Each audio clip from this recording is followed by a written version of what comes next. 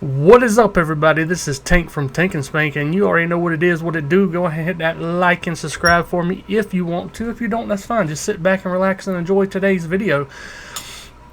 It's been about 5 days since my last upload, and I apologize, but I have been busy. But no worries, I've been working on some Guild Wars 2 new player episodes. I'm going to have one of those uploaded later on this week. This video will be the next one uploaded. It's another discussion video. What? It's a video where we are going to review a TV show I just finished. But before that, I just wanted to take the time to check out the new banner. I created us a new banner for our channel. I hope you enjoy that. And we do have a Twitter now, so go over there and follow us over there. We're going to be posting this video over there, and yeah, I have updates and things when we get the Twitter up and running. That is just some new stuff. We have an Instagram, but who cares about Instagram? We will post what we post there. We will link to Instagram as well. We'll be launching the Facebook page sometime next week, I think. So go check that out when it gets launched. Everything will be linked here at the main channel, where you can follow and keep up with all the new social media platforms we're launching for the channel. But with that out the way, let me get my handy dandy script here, because this show, it actually made me take notes. Can you believe it made me take notes? I don't take notes because I don't typically get ready to review stuff when I'm watching it, but as I was watching this, I was like, oh, this is definitely going to be a review. Let me take a sip of juice. V8. But yes, this show did this. It made me take notes, and I was like, I need to review this. This is getting a review. It's going to be a more technical review, kind of, sort of, than the Obi-Wan Let's Talk, because I did not take notes when I was talking about Obi-Wan. I wish I did in retrospect, but it's neither here nor there. Now, of course, the show we're talking about today, ooh, what is it going to be? Bum, bum, bum. Yes, Resident Evil 2022. I will be playing this, just for background. I'm going to be playing this on repeat, just letting it play while we're going to mute. We'll take the audio down to about 10 or so, and we're going to let it play in the background, and it's going to just constantly repeat while I go over my thoughts about this show and ultimately give you a review. So without further ado, let's get into this discussion of Resident Evil 2022 Netflix. Probably by the time you read the title to what I'm going to title this video, you already know how I feel about it. So I'm going to go ahead and say, Constantine Films, what the fuck are you doing? This is your second outing with the Resident Evil franchise. Number 2, to my knowledge, because Constantine Films did Welcome to Raccoon City. And after watching this show, I went back and rewatched Welcome to Raccoon City. And I had to pretty much apologize to that movie for all the hate I gave it. This show is not Resident Evil. It's not Resident Evil. I'm going to say that right now again. This is not Resident Evil. It's a zombie show that flashes the Resident Evil logo. That's it. So what's going on in this show? So episode 1, which you expect to be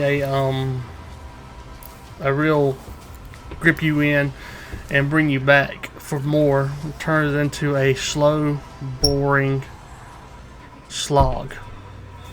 You're introduced to the first 2 characters. They're 2 kind of stars. Of course, the stars of this is a family, and this is going to be a spoiler heavy discussion.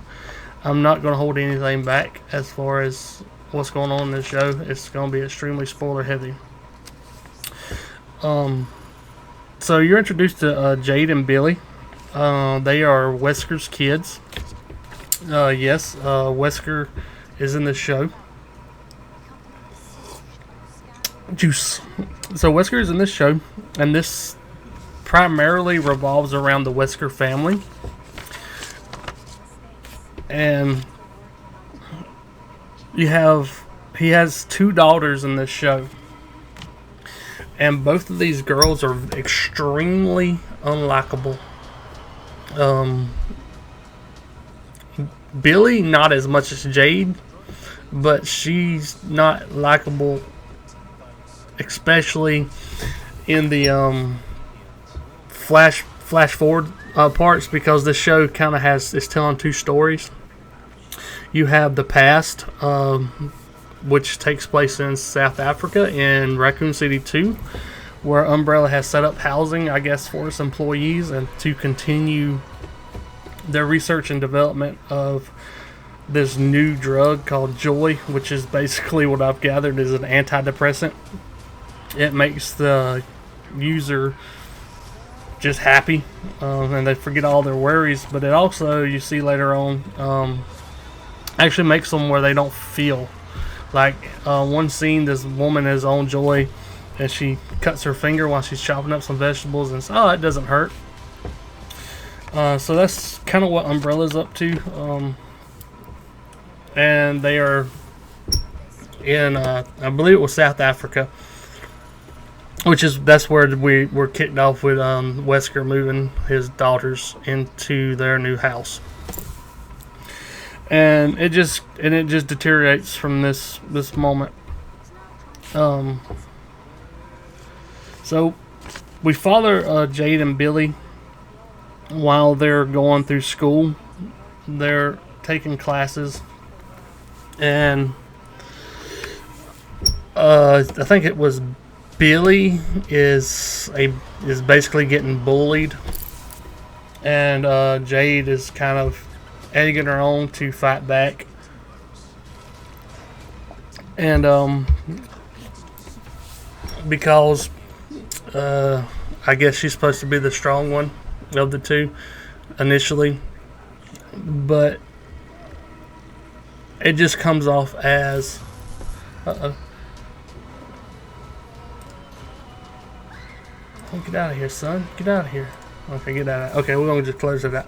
But it just comes out as just bad. Like, it's this bad writing. It's a bad performance, and I've never disliked 2 characters so much. Jade is that stereotypical, just tough, in your face, angsty teenager, and it comes off as like a low budget young adult novel for most of all of the high school stuff, all the pre-outbreak, I'm gonna call it the pre-outbreak stuff. Yeah, I didn't know this, but apparently I found it out when I was researching the showrunner. I guess he helmed CW shows, and that's what this feels like. It feels like Resident Evil Light CW, and it really, I don't know, it really plays into that kind of young adult novel feel, which is not in a good way. So yeah, your 2 main characters are very unlikable. You won't like them. And if you do, I don't understand how. This brings us to the fact that they're Weskers. This is not really feasible. I mean, the show has its way of explaining it. Basically, the Chief Wesker we follow, Albert. He's a clone of the original Wesker. And as a clone, he has rapid aging. Like I said, this is heavy spoilers. I'm sorry. It's not even a show worth not spoiling. But he has rapid aging, and Umbrella seized him and basically got him to work for them. And in exchange, he was given Jade and Billy. They were basically donors, and he raised them because their blood can keep his body stable, which is their whole dynamic in that family. I mean, he, of course, he really comes off. You can tell he cares about them, but ultimately they're there to keep his body stable. You know, self-preservation. They even make a mention of the Wesker way is all about self-preservation first, basically, and that's pretty much the case, especially later on when you see Billy grown up. But here's the thing: you have no reason. There was no point in this needing to be Wesker. I don't understand why you had to have this being Wesker, because there's a big issue with this show, and it's the race swap for Wesker, and it's never really explained at all in the show. You see Wesker, which is played by Lance Reddick, and he really carried this whole show. And I don't have an issue with them race swapping. It's just you don't explain it. You don't explain why, or why he's a different race. And the only reason that kind of matters for plot-wise in this particular show is because the showrunner said it was a continuation of 1 through 8. That's Resident Evil, the game series, 1 through 8. So it's like a continuation of that story. And they even made mention of the original Wesker dying in a volcano, which that happened in Resident Evil 5 when Chris took his ass out. Which is all fine and dandy. It's cool that you're putting those little Easter eggs in there, but you're creating more problems than you're actually solving. Because I thought maybe originally the original Wesker was the Wesker from the game, our Wesker we all know, and this was like a clone of him, you know what I'm saying, like the other clones. But there's a scene that kind of undoes that. You get a scene where the two sisters, Jade and Billy, are in their father's hidden lab in their basement, and they find a 1998 footage of Raccoon City incident where you can hear Wesker, which is Lance Reddick, and he's talking about basically they found Lisa, and he's going to capture Lisa with a blonde-headed girl. I don't know who that is. Could it be Jill? Doubtful. But either way, they go to get Lisa, and he injects her with a syringe, and you can see he's still Lance Hendricks. So that kind of rules out the original Wesker being the Wesker from 5 that died in that volcano, which they said happened in their universe, which is a continuation of the convoluted world of Resident Evil video games.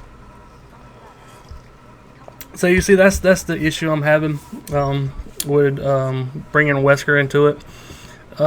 Lance did a great job as Wesker, especially as the show went on. His mannerisms and the way he presented himself was very Wesker from the games. But he also wasn't Wesker from the games because he was a father of two girls because he's a clone. So he had that more pulled back mentality too. So he had like a lot of dad mentalities that you didn't see from Wesker in the games.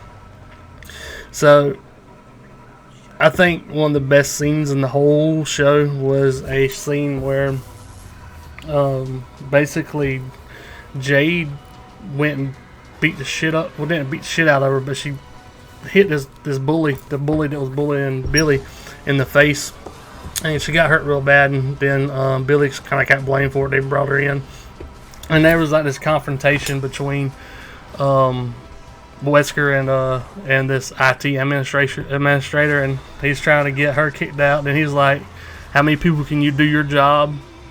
And he's probably, and then he basically tells him more than one. And he's like, how many people can do my job? Just me, you know. So he basically threatened that man and made him apologize for the whole situation. It was a great scene. And Lance constantly kills it when he's on screen.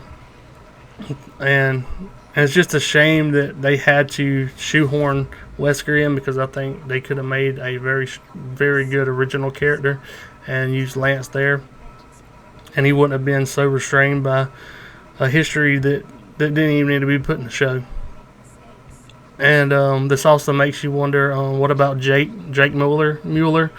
If this is canon, is Jake Mueller now race swapped, or is Jake Mueller still Caucasian or whatever the fuck he was? So, like I said, it creates a lot of plot holes. The show is a walking plot hole creator. But yeah, that's really all I'm going to say about Wesker, because Lance, he carried this whole show on his back.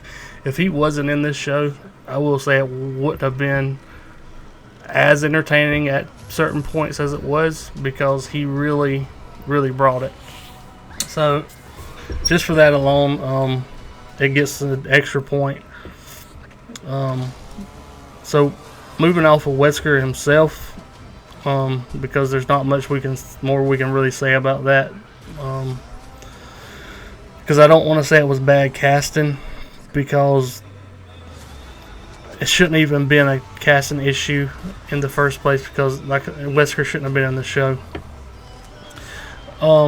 As far as the atmosphere of the show, it has some pretty good atmosphere at times.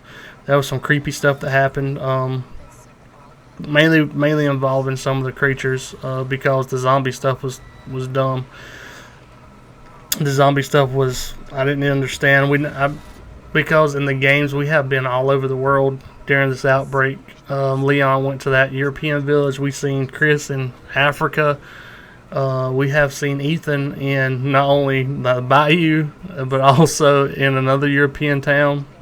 And nowhere have we seen this post-apocalyptic kind of nothingness. You know what I'm saying? It's like the way they made it look is not what we've experienced in the game so far. So I don't understand how this is a continuation.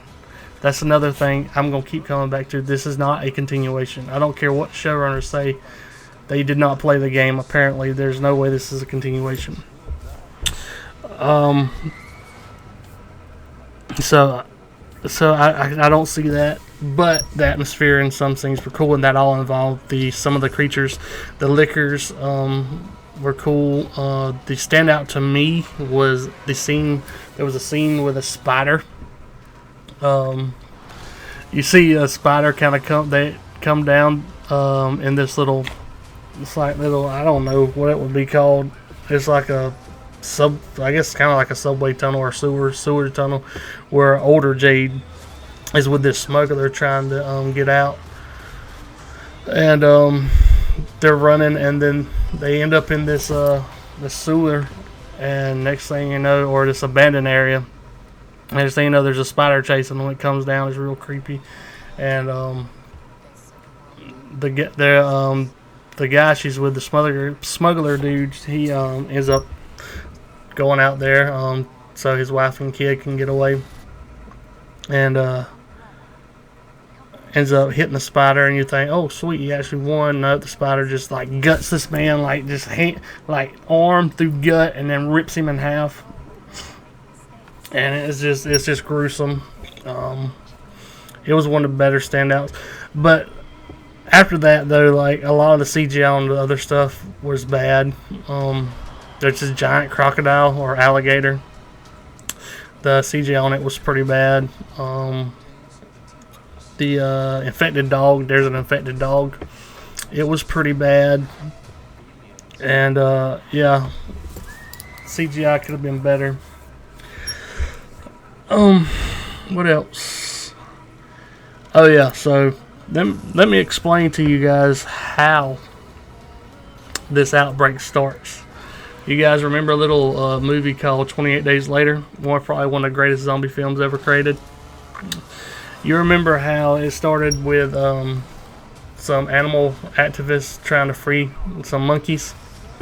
Alright, imagine that, but now we're going to bring it to Resident Evil. So basically, Billy talks Jade into sneaking Wesker's name badge, which he just leaves laying around that can be grabbed with all this top secret clearance, and have access to this full lab. Just leaves it laying around for them to grab. So that was nice.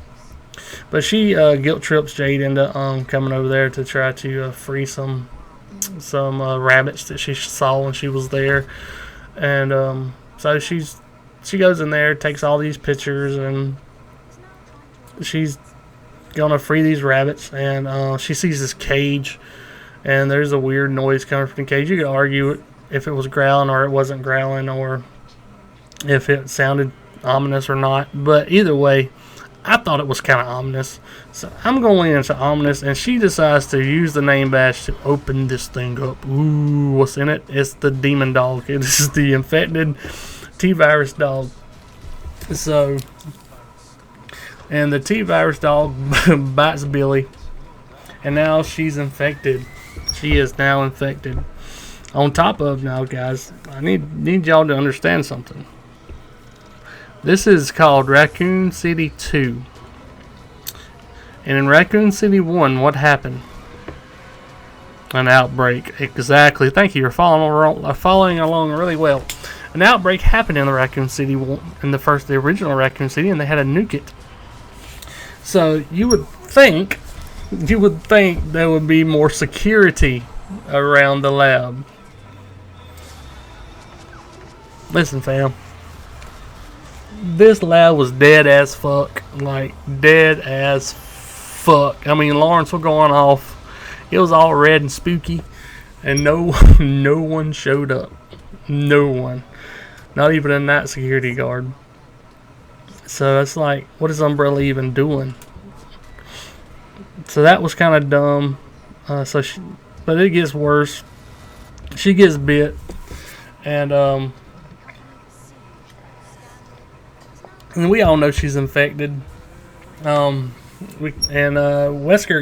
is the only one that arrives on scene first, because he has to. Because if anyone else did, you wouldn't have a story.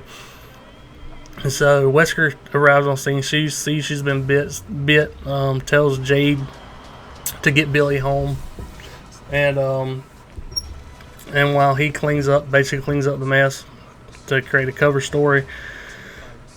So she gets her home, and Wesker takes care of all that nonsense, and we fast forward, and she's showing signs of infection. She's getting aggressive. Yeah, so you can pretty much assume she's infected by some of the activities she's been doing. And so what does Wesker do? I'm going to give you optional choice, multiple choice questions. Does Wesker A, quarantine her in a loving manner to kind of coerce her into staying home, or does he B, tell her to go on to school? It's okay. I'll give you a minute. Did you choose B? I hope you chose B, because B is the right answer. He told her to go on to school. So he sends his potentially infected daughter to school. Are you shitting me right now? This is okay. So let's take away Raccoon City, the first Raccoon City incident. We'll take that away because he's a clone. He wasn't there, but he was there in the Tijuana incident, because this show references a Tijuana incident where an employee, I think he took too much Joy, because Joy is made with low doses of the T-virus. So, and he got infected, or I think he did. I think he got bit too by one of the infected animals. I can't quite remember, but anyway, in Tijuana something bad happened. Someone got infected, zombied out, and killed some people. And this Wesker, clone Wesker, knew about this incident, and he knew his daughter was infected with the same disease, but he sent her out into the public anyway. That to me is out of character. That to me is way out of character. I ain't saying he would kill her or just chain her up, but he did get ready to chain her up. He set up a chair in a secret lab to house her, to quarantine her. So I don't understand why he was waiting. You could argue he had his timer. He set a timer on his watch to he set his timer on his watch to when she's supposed to turn, and that was about it. And he just kept a watch on that. And the show goes on. She gets more aggressive, and they go to a party. She gets bummed out because Jade don't see her do this sick trick off a skateboard, because she's talking to the hot guy, which we'll get to in a minute. And so she gets bummed out. Anyway, this whole scene goes down. They go back home without incident. So you see, it's a lot of stuff happening for no reason. It's a lot of, they go to this, what's going to happen? Is she going to turn? Is she going to pot somebody? But no, they just go back home. So that's kind of dumb. There's no real tension in the show.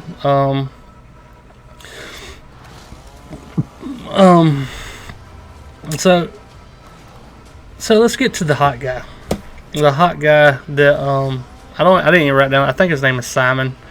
Correct me if I'm wrong. I'm pretty sure his name was Simon. He looked like a fucking Simon. So he's the hot guy that Jade's attracted to. And this is directly out of some shitty little like your CW. I would say it's like a One Tree Hill bullshit romance. One Tree Hill, that's old. Was Riverdale bullshit. Okay. Little romance. It's cringy as fuck. But apparently this cool, sexy Simon kid, he's a badass hacker, man. He can hack into Wesker stuff. And that's another thing. Wesker used the same fucking password on everything. Like that. Come on, man. Come on, son. Well, everything but one laptop. One special laptop. He did not have the same password, which was like Spock 25 or Spock 23. Some stupid shit like that. And but anyway, it doesn't matter, because even the password that they didn't know, guess who can help? Hot guy hacker to the rescue. Which he did.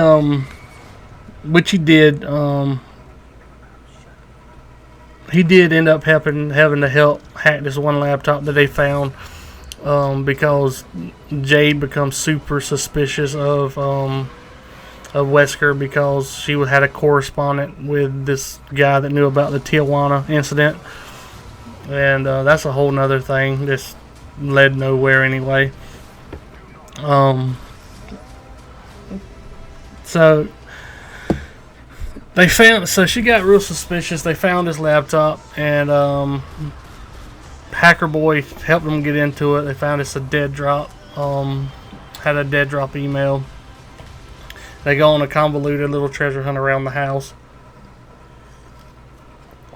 And when they find out that's how they find their secret lab, their Wesker secret lab, and the 1998 footage. But it doesn't make any sense for him to be able to just hack like that. You're not just gonna hack that man's computer like that. This man was hacking into their smart devices and everything. I'm sorry. Don't buy it. No, don't buy it. It was just a bullshit love story is all that was. For a pair that had no chemistry, that you didn't care. You didn't really care for it. You don't care for what's happening in the past. And that's why I'm talking about the past. We're about to start talking about the future, because it's even worse. But eventually, she doesn't turn, and they all end up back at the Umbrella headquarters. And Hot Boy Hacker ends up getting bit by Billy, and his mom just like domes his ass. Oh yeah, I didn't mention his mom is the lead, is Evelyn, the lead of Umbrella now somehow, and she domes his ass and kills him right there on the spot because he's been bit. And yeah, so that's the gist of the fucking past stuff. So let's get to the summary. Well, the closing of the past stuff, because it sets up the outbreak. And honestly, the outbreak trope that they went with has been done better by plenty of other movies, and obviously they went the 28 Days Later route, and they blew it because 28 Days Later did that way better. And the world of 28 Days Later felt way more real because it was an original IP. I'm guessing. I don't think it was a book. I could be wrong. Either way, it was good. It was done well. And I feel like now that we're moving to the future stuff, the post-outbreak, I feel like they wanted to do something similar to 28 Days Later. It's just a world ravaged by zombies. So this is going to bring us to make sure. Yeah. So this is really going to close us out of the past stuff, because I want to talk about a little bit about the future stuff before we close out this video. And then I have a closing little conversation point I want to talk about. Basically, so there's, like I said, there's two stories being told: the past and the future. So the post-outbreak stuff, which focuses on grown Jade, is bad. It is bad. So basically, she's out in the shit, trying to see if the zeros, or whatever they call them, the dead, are evolving to be able to give commands, which she don't initially find any evidence to support that theory. Eventually, she does find what I'm calling a screamer. It's an old lady who is actually able to control the other walkers, the other zombies. She's able to, herd them together and basically give them a target. So she does find that out. And you also find out that her sister Billy is bad. She's working with Umbrella, and she's kind of a dick, to be honest. So there's a convoluted chase. I'm gonna shorten it up. There's a convoluted chase. Umbrella wants Jade alive, so they're chasing her through all pretty much every episode, chasing her to try to get her by. There's this white dude. I don't even remember his name.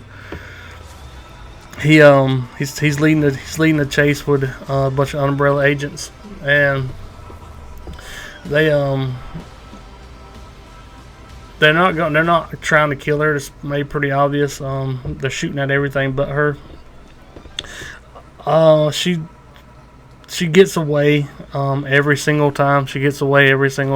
Obviously, and it all accumulates into this one scene where we get her and this white dude has been this Umbrella officer, or whatever the fuck he is, has been kidnapped by this religious cult, and they have to work together to escape, which they do. He ultimately loses his life, but she gets away, and I do believe this is around the time that Umbrella actually catches up with her shortly after, and you meet her sister.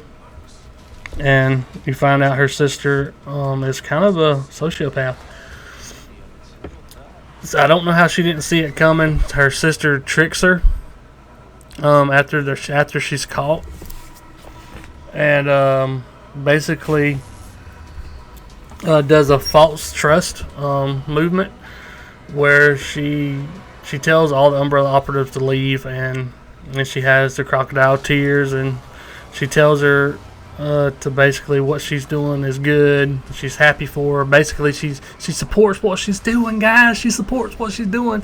So she rips this bandage off, and you see she's cut, and then she digs a tracker out of her arm. And I thought, man, come on, she's gonna put a tracker somewhere else, and she does. She puts it in the head because she conveniently told her covertly where her little head of that bitch who could control the other walkers was at, because she cut that bitch's head off. She cut that bitch's head off, and I guess she had to do some research on it, which we're gonna get to that. And basically, she lets her sister escape. She grabs the head and she makes it back to this place called University. University is a ship out in the middle of nowhere. It's out in the middle of the ocean, which is, I guess, we're gonna call them the Rebel Cell. I don't really know their point. I guess research and development. I think they house like information from the past. Which again, I don't understand why we need to house the information from the past, because the games didn't seem like we lost it. I mean, did you see Ethan Winters was living in a fucking city? Like, it looked like it was fine until Chris come and shot everything up and took him to the to that snowy place, the snowy area. God, I can't even remember what the name of that damn place in 8 was. But you know, the other European village. But yeah, you see, I mean, it's weird because it's supposed to be a continuation, but it's still at odds with the games. Like, it's at odds with what we already seen. But anyway, so there's this ship that housing all this information, and like you should know, her sister had a tracker chip, and it led them straight back to that ship. But before that happens, let me explain. This is the moment that I really decided Jade is a terrible character. So this little head has this little growth on it that kind of allowed her to control the zombie to control the other zombies. So she starts doing some research with it, and they discover a little mutagen or whatever about how she did it, and then they make this kind of sample, and basically it shows that she become Wesker in the end. Like, she put her work before everything else. I'm not even gonna get into the fact that she has like a daughter and a husband and all that. It's a moot point. It was a dumb storyline too. Not even worth talking about. But anyway, so she's working on this little mutagen, and voila, it's a miracle. It has 2 different variants. She can either attract the zombies or be invisible to the zombies. Ooh, so cool, right? So her and her colleague is are really excited about this breakthrough, because it is a breakthrough, especially in the world they live in. It's a breakthrough, and man, like, without fail, she just shows to be one of the dumbest people ever. So basically, they have to get permission to try this out to see if the pheromone actually works. And luckily for us, the show color coordinated it for us, so we know the red is the invisible pheromone and the green is the come get me pheromone.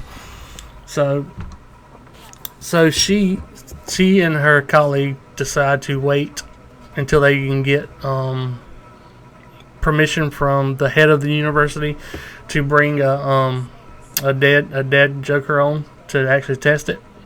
And that's it. I mean, you think, okay, cool, that's the smart thing to do. But That's not what happens. Jade takes it upon herself because she's so impatient to go take the boat out and pull one of the dead out of the water. You know, they're on a boat, so there's actually a bunch of dead up under the water for reasons. Pull it out. It's not moving. You think it's dead, but jump scare. It jumps out. You find out it's dead. She knocks it out. She gives it, I think, a tranquilizer to put it down. And she gets these. She takes it back aboard the ship. On her back. No one questions at all. And she takes it back to her lab. And she does this little rigging of this cheap ass ties. Like, this can't go wrong, I'm sure. So she's getting it set up, and she gets it secured, and her daughter enters the lab. Ooh, this is not going to be good, right? I mean, you can see where this is going. So her daughter comes. She tells her daughter, stand over here. The dad wakes up, and guess what? The red stay away from me. This is red, stay away from me. Don't touch me there. Pheromone works. And the zombie cannot see her. Like, she can get right up on it, touch it. It will not attack her. It doesn't register as a prey item. But as she is celebrating in this breakthrough, her daughter walks around the corner, and guess what? Lo and behold, those straps do not hold up, and it breaks free. And she's tackling it, fighting. You see that the pheromone is working perfectly. Like, she can push it, she's fighting it, and the zombie will not attack her. It's after her daughter. And her daughter runs down the hallway screaming. I guess no one's around, no security here either. So let's share that with Umbrella. She runs, and eventually she runs through this opening, and lo and behold, it's her colleague, the pregnant woman. The zombie comes out of nowhere and attacks the pregnant woman and kills her. All because fucking Jade was an impatient little bitch. And I don't understand. I don't understand the motivation, the character motivation, why she would do that.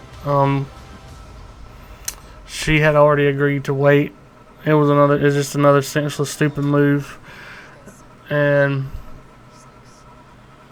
then it's followed up by not checking ahead. Now this is when Umbrella shows up. She's been contained,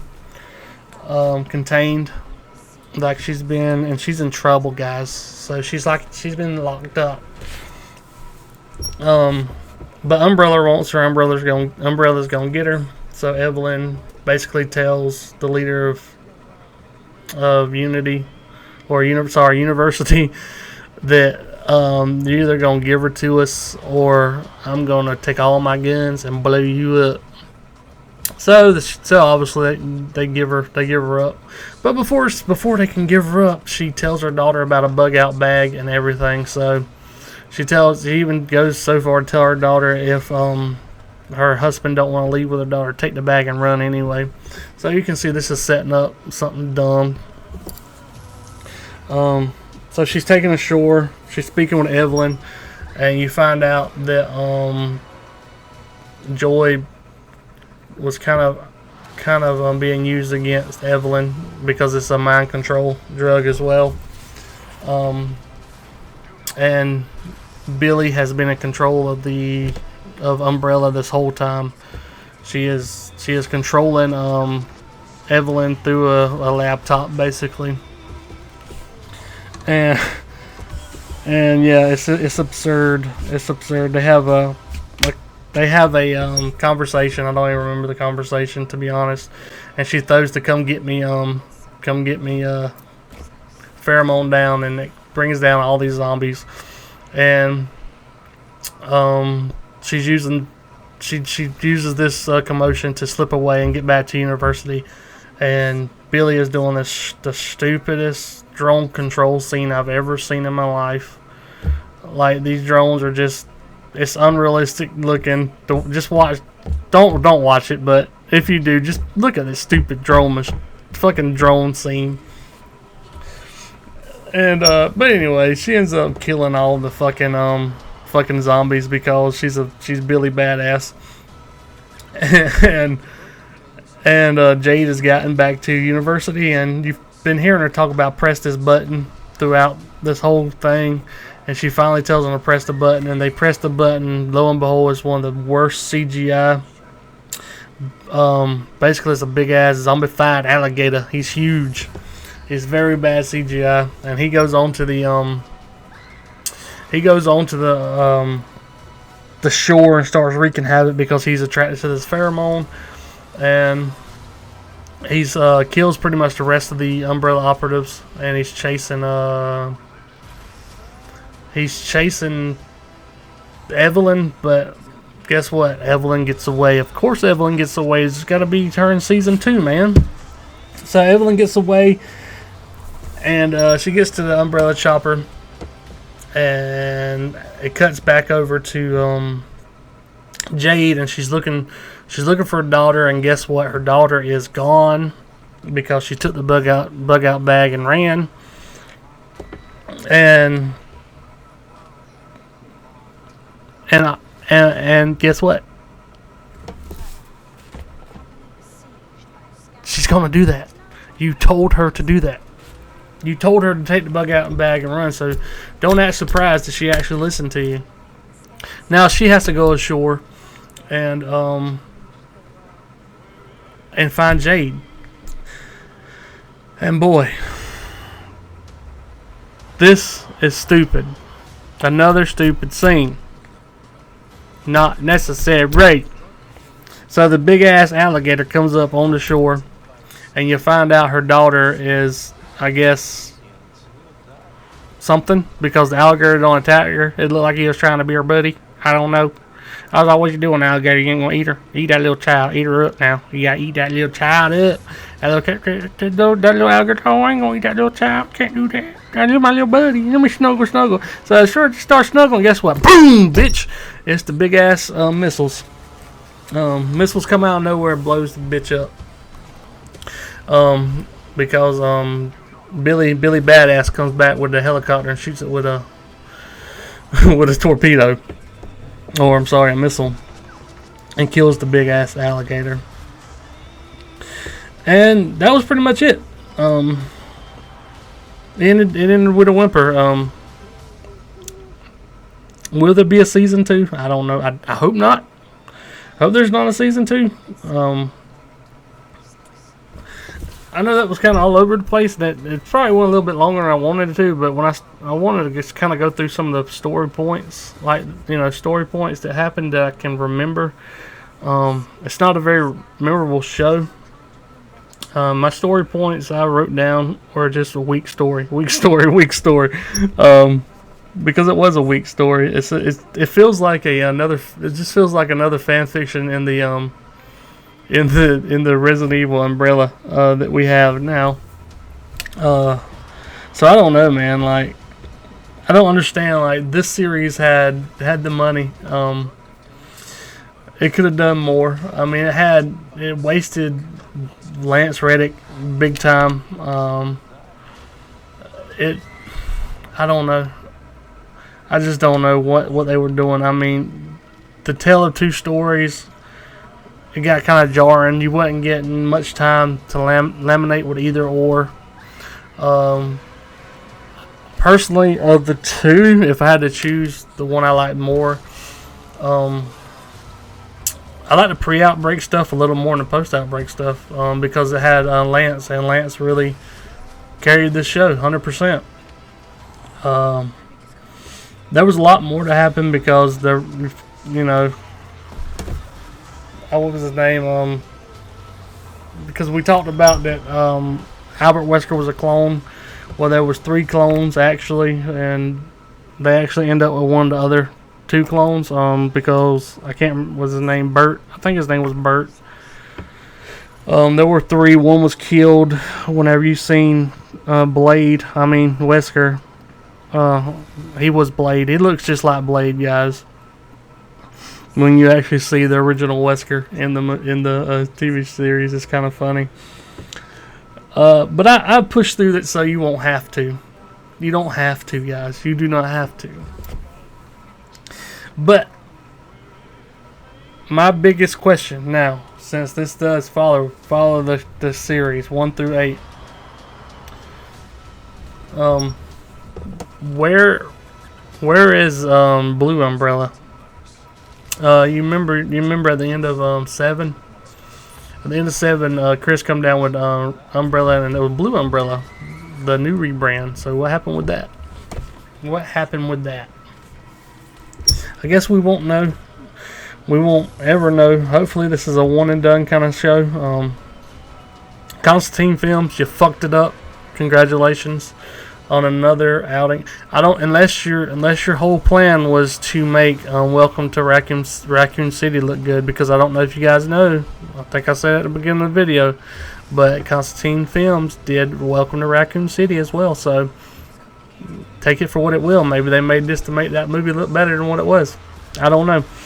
But yeah, to give this a rating, I give it a 3. 3 out of 10. It just gets a 3 just because of Lance.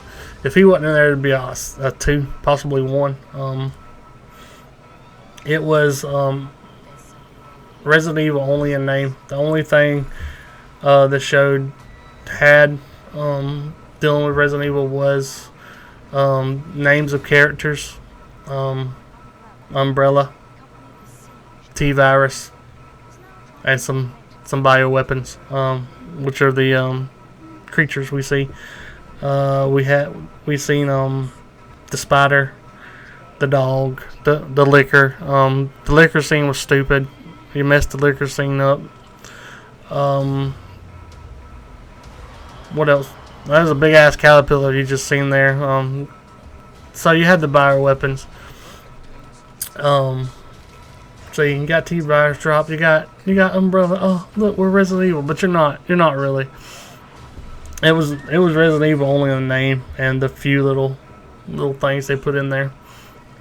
So yeah, easily just a 3 out of 10. I don't know who this show will be for. I don't see myself watching season 2 if somehow it gets a season 2. Not possible. It's just bad. It is bad. It makes everything that come before it look really good. But I think I spent enough time talking about this show. It's just a stupid show. It's a bad Netflix show. I don't know. I think Capcom, I don't know if your hands are tied, but you need to step in because they're hurting your brand. Which you hurt your own brand, but you're trying to bring it back, and this isn't doing you guys any favors. So with that, you guys, I'm going to bring this video to a close. I know it was a long one. If you made it this far, thank you. Hit that like button, or you can watch in the segments. Come back and finish it. But it's a terrible show. Don't watch the show. With that, I'm gonna end. I love you guys. I hope you have a safe and wonderful week, and I will see you guys on the next video.